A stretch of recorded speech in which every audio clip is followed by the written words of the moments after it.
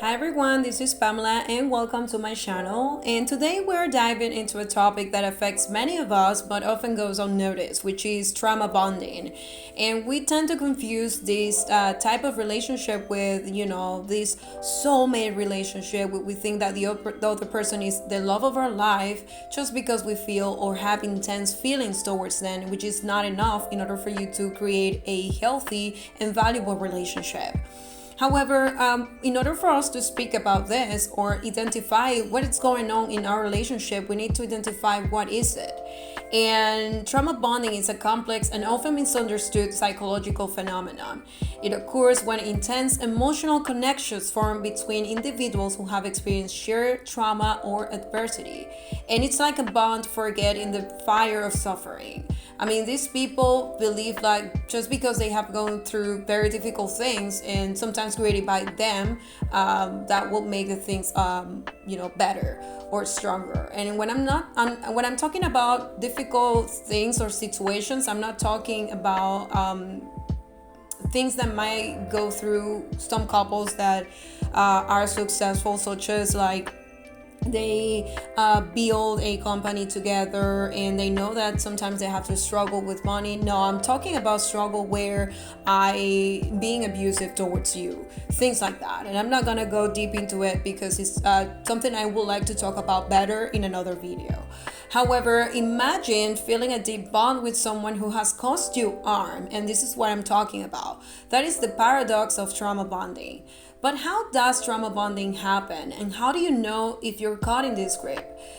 Trauma bonding hijacks our brain chemistry. In times of stress, of danger, and our body release hormones like cortisol and adrenaline, which can intensify emotional connections. These, heighten emotional states and creates a powerful bond between individuals, even if the relationship is toxic. Now, let's explore some of the common signs that you might be in a trauma bond. Number one, you find yourself making excuses for their behavior, even when it is harmful for you. And, many people should identify this whenever you are knowing somebody and you find yourself justifying whatever they do just for you to continue in that relationship. You know that this is not the path and you need to end this as soon as possible. Number two, you feel unable to leave the relationship despite knowing it's toxic. And sometimes there are other factors that leads to this type of behavior, which is unhealthy, of course, because, when you feel that this person is everything for you, you're not willing to let go, or you don't even have a social life where you can rely, or you feel like, this person, it's your soulmate, and then you want to provide them many opportunities when you know that this is something that they don't deserve, then that's when you know that you are into a trauma bond relationship. And number three, you're experiencing intense feelings of attachment or dependency of the person who hurt you, which is very related to the second one.